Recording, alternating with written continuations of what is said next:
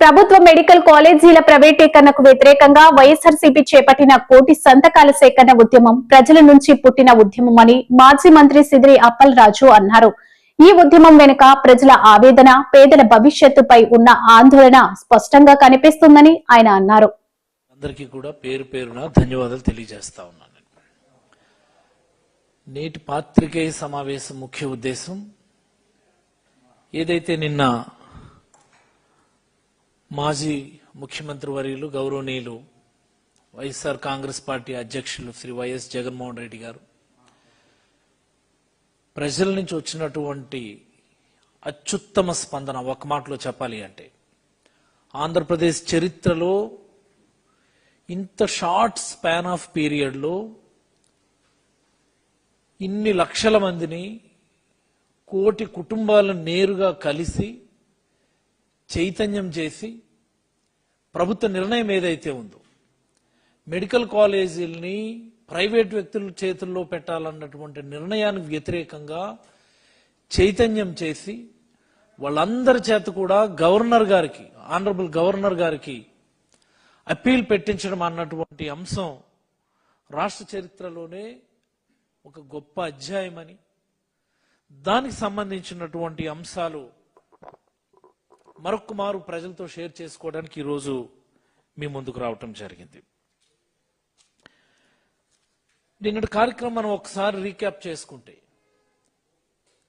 ఈ కోటి సంతకాల ప్రజా ఉద్యమం ఏదైతే ఉందో మనం ఒకసారి రీక్యాప్ చేసుకుంటే, చంద్రబాబు గారి ప్రభుత్వం ప్రైవేటైజ్ చేయాలన్నటువంటి నిర్ణయం తీసుకున్న తర్వాత జగన్మోహన్ రెడ్డి గారి పిలుపు మేరకు ఇది ఒక 2 నెలల పాటు నిరంతరం ప్రజల్లో ఉండి రచ్చబండ కార్యక్రమాలు పెట్టి ఇంటింటికి వెళ్ళి కుటుంబాలను కలిసి, యువకులను కలిసి, మేధావులను కలిసి, తటస్థులను కలిసి, ఇతర పార్టీ వాళ్ళను కలిసి, అనేకమైనటువంటి న్యూట్రల్ ఆర్గనైజేషన్స్ కలిసి ప్రజల్లో పెద్ద ఎత్తున మద్దతు కూడగట్టి సుమారుగా అక్టోబర్ 10వ తేదీ నుండి ఈ డిసెంబర్ 10వ తేదీ వరకు 1,04,00,000 సంతకాల సేకరణ, 1,04,00,000 జస్ట్ అబౌవ్ దట్ సంతకాల సేకరణ జరిగింది. రాష్ట్ర ప్రజలందరికీ ఈ సందర్భంగా నేను ఒక విషయం చెప్పదలుచుకున్నాను. నేను బై అండ్ లార్జ్ రాష్ట్రంలో 1,60,00,000 కుటుంబాలు ఉన్నాయి. 1,60,00,000 కుటుంబాలు ఉన్నాయి. Out of this 1,60,00,000 families, 1,04,00,000 families came forward and they signed this governor's appeal. అంటే ఒక్క మాటలో చెప్పాలి అంటే ఈ రాష్ట్రంలో ఉన్నటువంటి మెజారిటీ కుటుంబాలు ఈ ప్రభుత్వ నిర్ణయానికి, ఎమ్మెల్యేలు, అధికార పార్టీ నాయకులు భూ కబ్జాలతో వైజాగ్ బ్రాండ్ ఇమేజ్ దెబ్బతింటుందని మాజీ మంత్రి గుడివాడ మండిపడ్డారు. శుక్రవారం నాయన మీడియాతో మాట్లాడుతూ విశాఖ, అనకాపల్లిలో పెట్టుబడులు పెట్టేందుకు ఇన్వెస్టర్లు భయపడే పరిస్థితి ఉందన్నారు. భూ వివాదాలు, సివిల్ సెటిల్మెంట్లలో ఎమ్మెల్యేలను కట్టడి చేయలేకపోవడం ప్రభుత్వం చేతకానితనం అంటూ అమర్నాథ్ ఆగ్రహం వ్యక్తం చేశారు. చూస్తుంటారు, ఇక్కడ పార్టీలకు అతీతంగా వారిని స్మరించుకోవడానికి వచ్చినటువంటి వారు చాలా మంది ఉన్నారు. తప్పకుండా వారందరికీ హృదయపూర్వకంగా వారికి ధన్యవాదాలు తెలియజేసుకుంటూ, నేను కూడా వారి కుటుంబ సభ్యుడిగా ఈరోజు సోదరుడు శ్రీవాత్సవ్ కూడా తనకున్నటువంటి పరిధిలో తాను కూడా ప్రజాసేవలో ఇన్వాల్వ్ అయ్యి ఈ ప్రాంతం పట్ల, ఈ ప్రాంత అభివృద్ధి పట్ల తనకున్నటువంటి ఆలోచనల్ని ముందుకు తీసుకెళ్లేటువంటి దాంట్లో తపన పడుతున్నటువంటి ఒక యువ నాయకుడిగా ఎదుగుతున్నటువంటి సందర్భంలో ఇక్కడ ఉన్నటువంటి వారు ప్రతి ఒక్కరి తాలూకా బాధ్యత, తన రాజకీయ భవిష్యత్తుని చేయూతనివ్వాల్సినటువంటి బాధ్యత ఇక్కడ ఉన్నటువంటి ప్రతి ఒక్క నాయకుడి మీద కూడా ఉందన్నటువంటి విషయాన్ని మరొకసారి ఈ సందర్భంగా తెలియజేసుకుంటూ, మరి అటువంటి గొప్ప కుటుంబంతో, ఆ గొప్ప నాయకుడితో కలిసి పనిచేసేటువంటి అవకాశం దాదాపు 4 దశాబ్దాలుగా వచ్చినటువంటి మేమందరం కూడా గర్వపడుతూ, మరి పెద్దలు శ్రీ ద్రోణరాజు సత్యనారాయణ గారి 93వ జయంతి సందర్భంగా మరొకసారి వారి ఘనమైనటువంటి నివాళులు తెలియజేసుకుంటూ సెలవు తీసుకుంటా ఉన్నాను. Thank you. పెద్దలు స్వర్గీయ శ్రీ ద్రోణంరాజు సత్యనారాయణ గారి జయంతి సందర్భంగా ఆయనకి ఘనమైన నివాళులర్పిస్తూ మనందరికీ కూడా తెలిసిందే ఉత్తరాంధ్ర రాజకీయాల్లో, ఈ రాష్ట్ర రాజకీయాల్లో స్వర్గీయ ద్రోణంరాజు గారి పేరు చెప్తే ఒక రాజకీయ గురుతుల్యుడిగా రాజకీయాలకు వందాతనాన్ని తీసుకురావడంతో పాటు ఇందాక సోదరులు అమర్నాథ్ గారు చెప్పినట్టు ఉత్తరాంధ్ర ప్రాంతం నుంచి ఎందరో యువ నాయకుల్ని రాజకీయంగా తీర్చిదిద్ది ఒక పొలిటికల్ మ్యానుఫ్యాక్చరింగ్ ఇండస్ట్రీగా ఆయన రోజు రాజకీయాలు చేయడం జరిగింది. ముఖ్యంగా ఈ ప్రాంతం పైన ఈ ప్రాంతానికి రాజకీయంగా ఒక ప్రత్యేక గుర్తింపు తీసుకొచ్చే విషయంలో ద్రోణరాజు గారు చేసిన పోరాటాలు కానీ, ముఖ్యంగా రాజ్యసభ సభ్యుడిగా ఆయన ఈ ప్రాంతం అభివృద్ధి కోసం, ఈ ప్రాంతంలో ద్రోణరాజు గారి పేరు చెప్తే చిరస్మరణీయంగా నిలిచిపోయే విధంగా ఆయన ఆ రోజు రాజకీయాలు చేయడం జరిగింది. ఆయన సేవల్ని భవిష్యత్ తరాలకి తెలియజేయాల్సిన అవసరం ఉంది. అదేవిధంగా శ్రీవాత్సవ్ కూడా తప్పకుండా మేమందరం కూడా అండగా ఉండి ఆ ద్రోణరాజు గారి యొక్క ఆ లెగసీని రాజకీయంగా కొనసాగించడం కోసం శ్రీవాత్సవ్కి మనందరం కూడా తోడుగా ఉండి ద్రోణరాజు గారికి ఘనమైన నివాళులు అర్పిస్తున్నాం. ఈరోజు గారనే పేరుకి సార్థకత ఉంది అంటే ఒక ద్రోణరాజు సత్యనారాయణ గారికి ఉంది. సుమారు 5 దశాబ్దాలుగా ద్రోణరాజు గారు జాతీయ గ్రామీణ ఉపాధి హామీ చట్టం నిర్వీర్యం చేయొద్దని సిపిఎం జిల్లా కమిటీ సభ్యులు ప్రసాద్ డిమాండ్ చేశారు. శుక్రవారం ఉదయం కొత్తూరు మండలం ఇరపాడులో మహాత్మా గాంధీ విగ్రహం వద్ద నల్ల రిబ్బన్స్ తో మౌన దీక్ష చేపట్టారు. కేంద్రంలో బీజేపీ ప్రభుత్వం జాతీయ గ్రామీణ ఉపాధి హామీ పథకాన్ని నిర్వీర్యం చేసి నీరుగార్చి ఈరోజు పేదల్ని ఉపాధి నుండి దూరం చేసినటువంటి విధానాలను తీసుకుంది. వెంటనే దాన్ని ఉపసంహరించాలని చెప్పి ఈరోజు సిపిఎం పార్టీ రాష్ట్ర వ్యాప్తంగా నిరసన కార్యక్రమాలకి పిలుపుకోవడం జరిగింది. అందులో భాగంగానే కొత్తూరు మండలంలో ఇరపాడు గ్రామంలో ఉన్నటువంటి గాంధీ విగ్రహం వద్ద ఈ యొక్క నిరసన కార్యక్రమం చేపట్టడం అన్నటువంటి జరిగింది. ఈ దేశంలో పేదలకి ఆకలి బాధలు తీర్చాలని అన్నమైనా పెట్టండి లేదా పని ఇవ్వండి అని చెప్పి సుదీర్ఘకాలం పోరాటాల ఫలితంగా 2005లో వామపక్ష పార్టీలు ఒత్తిడితోటి యూపీఏ మన ప్రభుత్వంలో ఉపాధి హామీ పథకం వచ్చింది. 20 ఏళ్ల తర్వాత ఈరోజు నరేంద్ర మోదీ ప్రభుత్వం ఉపాధి హామీ పథకాన్ని ఎత్తేసేయడానికి చట్టాన్ని రద్దు చేసి ఇది ఒక పథకంలా మార్చడానికి నిన్న కేంద్రం ప్రభుత్వం పార్లమెంట్ లో బిల్లు పెట్టి ఆమోదించుకోవడం దుర్మార్గం. అలాగే మహాత్మా గాంధీ పేరుతో ఉన్నటువంటి చట్టాన్ని జీవి రామ్జీ పేరుతోటి మార్చి మహాత్ముడిని కూడా అవమానకర పద్ధతిలో వ్యవహరించినటువంటి తీరును నిరసిస్తూ దేశంలో ఉన్నటువంటి పేదలు, కూలీలు, కార్మికులు కేంద్ర ప్రభుత్వం తీసుకున్నటువంటి నిర్ణయాన్ని నిరసిస్తూ పెద్ద ఎత్తున ఆందోళన చేపడుతున్నారు. ఎప్పటికైనా కేంద్ర ప్రభుత్వం తన విధానాన్ని ఉపసంహరించుకొని జాతీయ గ్రామీణ ఉపాధి హామీ పథకాన్ని పకడ్బందీగా అమలు చేయాలి, కూలీలకు పనిదినాలు కల్పించాలని చెప్పి సిపిఎం పార్టీగా మేము డిమాండ్ చేస్తా ఉన్నాం. శ్రీకాకుళం జిల్లాలో అటల్ మోడీ సువర్ణ పాలన యాత్ర కార్యక్రమం శుక్రవారం ప్రారంభమైంది. ఈ కార్యక్రమానికి బీజేపీ జాతీయ నాయకుడు మాధవ్ ముఖ్య అతిథిగా పాల్గొన్నారు.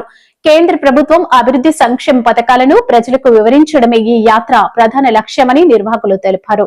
ఈ కార్యక్రమంలో శ్రీకాకుళం జిల్లా ఎమ్మెల్యేలు మరియు బీజేపీ పార్టీ నాయకులు, కార్యకర్తలు పెద్ద సంఖ్యలో పాల్గొన్నారు.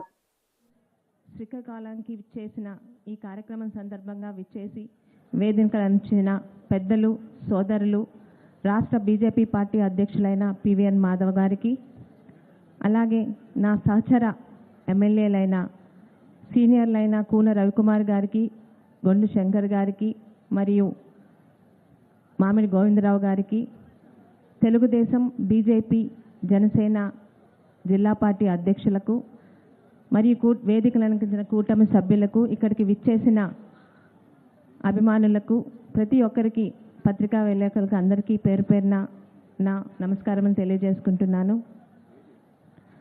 అటల్ బిహారీ వాజ్పేయి గారు పార్టీలతో సంబంధం లేకుండా మొట్టమొదటి కాంగ్రెసేతర ప్రధానమంత్రిగా, పార్టీలు సిద్ధాంతాలు ఎన్నికల్లో గెలిచేంత వరకే, గెలిచిన తర్వాత అందరితోనే ఒక స్నేహ సంబంధ బాంధవ్యాలు కొనసాగిస్తూ తన పరిపాలనలో ఉన్న ప్రతి ఒక్క రాష్ట్రం అభివృద్ధిని కొనసాగిస్తూ పార్టీలకు అతీతంగా అందరి ముఖ్యమంత్రులతోని ముందుకు సాగుతూ ఒక స్నేహశీలి, ఒక సౌమ్యశీలి అయిన ప్రధానమంత్రిగా పేరుగాంచారు. రాజకీయాలతో పరిచయం లేని వారికి కూడా వాజ్పేయి గారు అనగానే సౌమ్యులు, చాలా సహృదయులు, చాలా సింపుల్గా ఉండే ఒక వ్యక్తిగానే పరిచయం. ముఖ్యంగా దేశ రాజకీయాల్లో తనకంటూ ఒక ప్రత్యేకత ఒరవడి సృష్టించుకొని ఎంతటి సౌమ్యులో దేశం జోలికొస్తే అలాంటి సమాధానమే చెప్పగలమని పోఖ్రాన్ అణు పరీక్షల ద్వారా ప్రపంచానికి బీజేపీ కార్యకర్తలకు అలాగే ఇక్కడికి విచ్చేసినటువంటి ఎన్డీఏ కూటమి కార్యకర్తలకు, సభ్యులకు అందరికీ, ప్రజానీకానికి పేరు పేరున నా హృదయపూర్వక ధన్యవాదాలు తెలియజేసుకుంటున్నాను.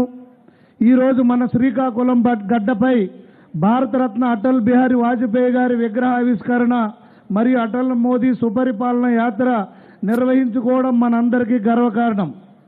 అటల్జీ గురించి మనం ఎప్పుడు పలికిన మనకు ముందుగా గుర్తొచ్చేది స్వర్ణ చతుర్భుజి, గోల్డెన్ క్వాడ్రిలేటరల్. దాంట్లో భాగంగా మనకి కోల్కతా టు చెన్నై ఈరోజు 4 లేన్ అయ్యి మన జిల్లా అభివృద్ధి ఎంతో జరిగిందంటే అదే ముఖ్య కారణంగా మనం అందరం గుర్తుంచుకోవాల్సిన విషయం. నేడు ఈ రహదారులే దేశ ప్రగతికి బాటలు వేశారనేది ఇది సత్యం. మనం అందరం ఒకసారి గుర్తు చేసుకోవాల్సిన సమయం. ప్రధానమంత్రి పీపీపీపై వైసీపీ నాయకులు మాట్లాడేవన్నీ శుద్ధ అబద్దాలు అని షాప్ చైర్మన్ రవి నాయుడు అన్నారు. ఈ మేరకు ఆయన మీడియాతో మాట్లాడారు. పీపీపీపై వైసీపీ నాయకులకు అవగాహన లేదని మండిపడ్డారు. కూటమి ప్రభుత్వం కార్పొరేట్ వైద్యాన్ని పేద ప్రజలకు అందివ్వాలనే ఉద్దేశంతో ఇలా చేస్తుంటే వైసీపీ అడ్డుకోవడం దారుణమని అన్నారు. కొత్త డ్రామాలు ఆడితే ఎవరు చూస్తూ ఊరుకుంటారు?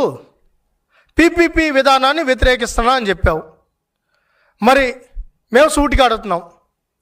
మరి మీ ఎంపీ, తిరుపతి ఎంపీ గురుమూర్తి గారు, ఆయన ఎందుకు పార్లమెంటు ఏదైతే స్టాండింగ్ కమిటీ ఉందో ఆ కమిటీలో ఎందుకు సంతకం పెట్టాడు? పార్లమెంటరీ కమిటీ ముందు ఎందుకు సంతకం పెట్టారు? ఢిల్లీలో ఏమో సంతకం పెడతారు, ఇక్కడ వచ్చి డ్రామాలు ఆడతారు. నువ్వు ఒకటి మాట్లాడతావు, మీ ఎమ్మెల్యేలు 11 మంది ఎమ్మెల్యేలు ఒకటి మాట్లాడతారు, మీ ఎమ్మెల్సీలు ఇంకోటి మాట్లాడతారు. మీ ముఖ్య నాయకులు అని చెప్పుకుంటున్న ఎవరైతే ఆ దొంగలు ఉన్నారో నీ చుట్టూరు, వాళ్ళందరూ వేరే మాటలు మాట్లాడతారు. అసలు మీ మధ్య సమన్వయం లేదు పీపీపీ మీద. మరి మీ డ్రామాలు ఏంటో మాకైతే అర్థం కావడం లేదు. ఏది ఇదంతా? ఏంటి నాటకాలు? ఏం చేయాలనుకుంటున్నారు ఈ రాష్ట్రాన్ని? ఏంటి అంటే రాష్ట్రం అభివృద్ధి చెందుతుంటే, మంచి కార్యక్రమాలు జరుగుతుంటే దాన్ని మీరు వ్యతిరేకిస్తూ ముందుకెళ్తారా? పీపీపీ విధానం ఏంటి అంటే దాంట్లో ప్రైవేట్ ఉంటే అదంతా ప్రైవేటేనా? మళ్ళీ ప్రభుత్వాన్ని ఉంది కదా, మళ్ళీ అది ప్రభుత్వం ఎందుకు కాదు? మేము అడుగుతున్నాం. పీ అన్నాడు, దాంట్లో ప్రైవేటే తీసుకున్నాడు, మరి ప్రభుత్వం లేదా దాంట్లో? పార్ట్నర్షిప్ లేదా దాంట్లో? ఈరోజు స్పష్టంగా గౌరవ ముఖ్యమంత్రి చంద్రబాబు నాయుడు గారు చాలా స్పష్టంగా చెప్పారు, ఇంకా సీట్లు పెరుగుతాయి, 220 మెడికల్ కళాశాల సీట్లు పెడతాయి, మెరుగైన వైద్యం అందుతుంది. ఈరోజు ఎన్టీఆర్ ఆరోగ్యశ్రీ ఉంది, ఎన్టీఆర్ హెల్త్ స్కీమ్ ఉంది. దాంట్లో గతంలో నువ్వే అనేక సందర్భాల్లో చెప్పావు, ఇదేదైతే స్కీమ్ ఉందో బ్రహ్మాండంగా ఉంది, సూపర్గా ఉంది. ఈ రాష్ట్రంలో దానివల్ల ప్రైవేట్ హాస్పిటల్కి వెళ్ళి మంచి ట్రీట్మెంట్ తీసుకుంటున్నారని నువ్వే చెప్తావు. మరి ప్రైవేట్ హాస్పిటల్కి వెళ్ళి మంచి ట్రీట్మెంట్ తీసుకుంటున్నావు, నేను డబ్బిస్తున్నానని చెప్పిన నువ్వు ఈరోజు దాన్ని వక్ర భాష్యం ఎందుకు వాడుతున్నావు? మేము అడుగుతున్నాం సూటిగా, ఎందుకు వక్ర భాష్యం వాడుతున్నావు?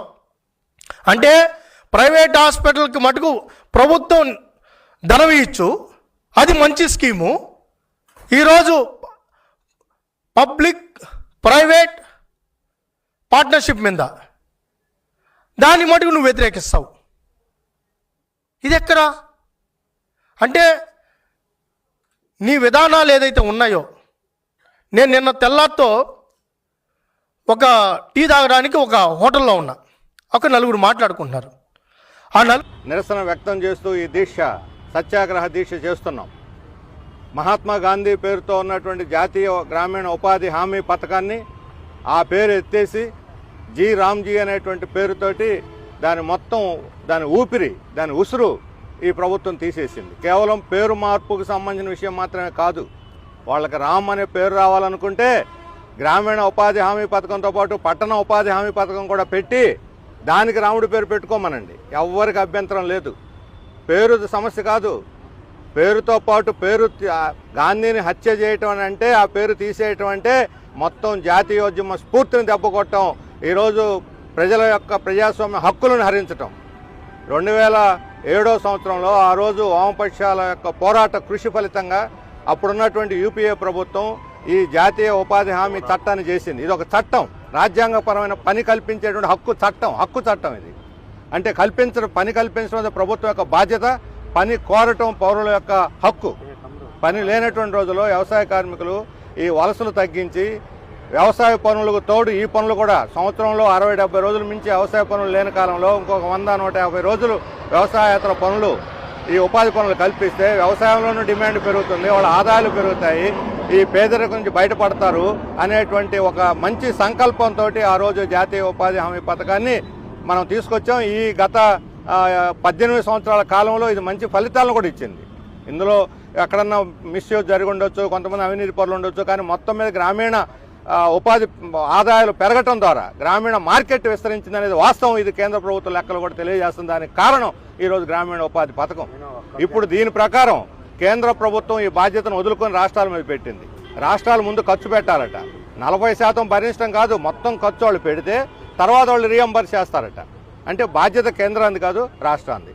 రెండోది, ఇది చట్టం కాదు, ఇక నుంచి ఇది ఒక పథకం. అంటే గవర్నమెంట్ పథకం, వృద్ధాప్య పెన్షన్ లాగా లేకపోతే ఒక విడో పెన్షన్ లాగా ఇది కూడా ఒక పథకం.